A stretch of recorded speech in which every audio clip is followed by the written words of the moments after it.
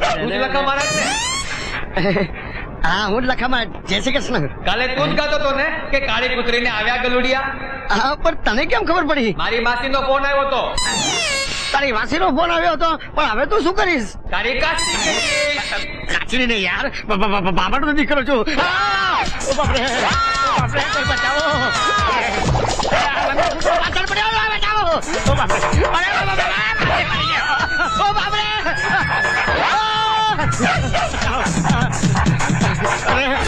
અરે મારી આબરૂનો સવાલ.